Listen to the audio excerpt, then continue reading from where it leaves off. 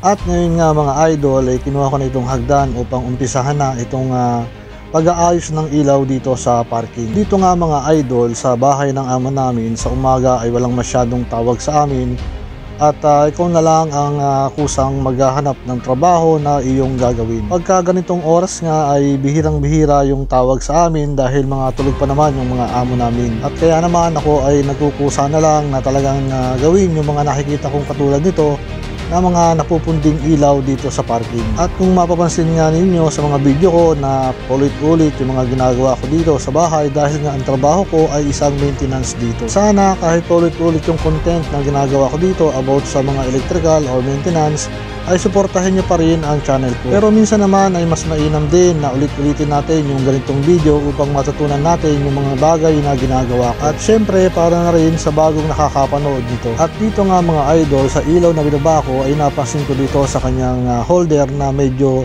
may kalutungan na itong mga holder niya. At yan makikita nyo mga idol na talagang napakarupok na o napakalulutong na nitong mga holder ng fluorescent dahil na rin sa init ng fluorescent tube at ng sikat ng araw dito sa labas ay talagang lumulutong yung mga holder ng ating mga fluorescent. At pagka ganito nga ang nangyari sa ating mga holder ay kailangan na itong palitan, kaya naman kumuha na ako ng reserva ko dito sa electrical room at makikita nyo na marami naman akong pwedeng pamalit na fixture para sa ating mga ilaw. Pag nagpapalit nga pala ako ng mga ganitong ilaw ay hindi ko muna basta-basta tinatapon itong mga pinaglumaan dahil alam ko sa isang araw ay magagamit ko pa ito. At gaya nga ng dati, kailangan muna natin baguhin ang wiring ng ilaw na ito. At dahil nga ang wiring connection ng ilaw na ito ay nakadesign sa electronic ballast, kaya kailangan ko muna baguhin ang wiring connection nito. Dahil lang ipapalit ko dito ay yung ilaw na LED na direct na sa 220. At dito nga mga idol, ang una natin gagawin ay tatanggalin muna natin itong electronic ballast upang ma-direct natin sa 220.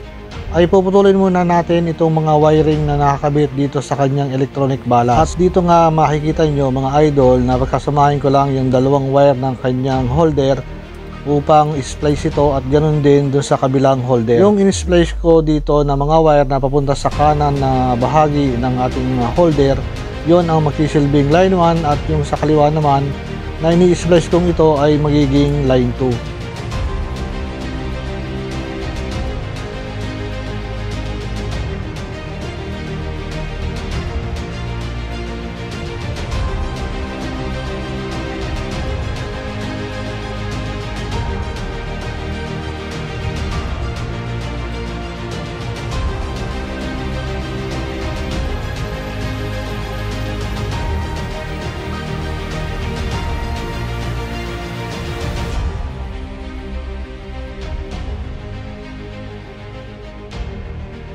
At ngayon naman mga idol ay dudutungan ko na ito ng wire papunta dito sa ating power supply dahil hindi ito aabot doon sa kanyang connector. At syempre sa ating pagduduktong, kailangan ito ay mahigpit at balutan natin mabuti ng electrical tape. At siguraduhin natin na makapal ang pagkakalagay natin ng ating electrical tape at walang nakalabas na hibla ng wire upang kahit mapadikit dito sa bakal ay hindi magkaroon ng grounded. At pagkatapos nga natin mabalutan ng electrical tape at masecure yung kanyang pagkakabalot, ay pwede na natin itong lagyan ng kanyang ilaw at para matesting na rin natin ito. At nang sa ganon ay malaman din natin kung tama yung ginawa nating pag-wiring.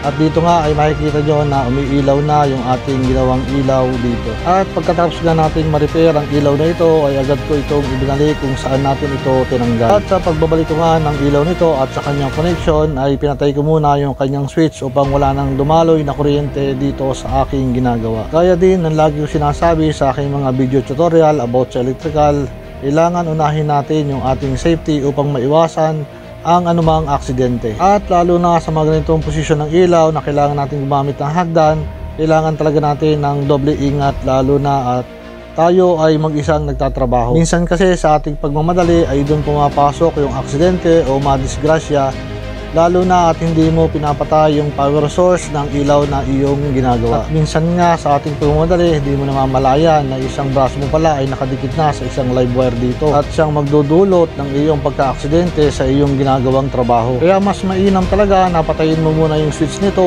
upang wala nang tumakbo na kuryente dito sa iyong ginagawa. At nang sa ganon ay maiwasan natin ang anumang aksidente o anumang pinsala na dulot nito. Kaya mas mabuti talaga na bago tayo magsimula sa mga ganitong trabaho ay isipin muna natin yung ating safety o yung ating kaligtasan. Lagi yung tatandaan na may nag-iintay na pamilya sa ating pag-uwi sa Pilipinas. Dahil dumating tayo dito sa ibang bansa ng buong buo, kailangan babalik tayo sa Pilipinas ng buo ang ating pangangatawan. At ngayon nga mga idol ay balik naman tayo dito sa aking ginagawa at ikakabit ko na nga itong dalawang LED na ilaw at upang matesting na rin natin maya maya.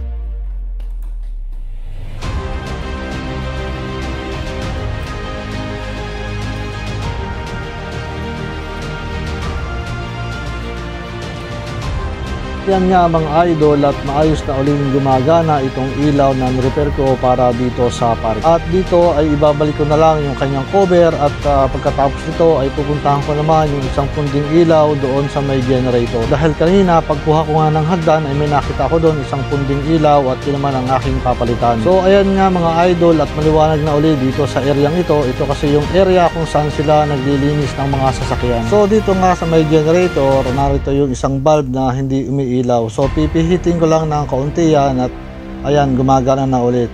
So kulang lang talaga siya sa higpit ng pagkakalagay. So ngayon nga mga idol ay tapos na itong aking trabaho ngayong umaga at mag-aantay na lang ako ng tawag dito sa Central kung ano man yung ipatatrabaho sa amin. At yan nga mga idol, kung umabot ka sa video ito, maraming salamat sa iyong panonood at kung hindi mo in-skip yung ating mga ads ay maraming salamat sa iyong suporta at malaking tulong para sa akin yan.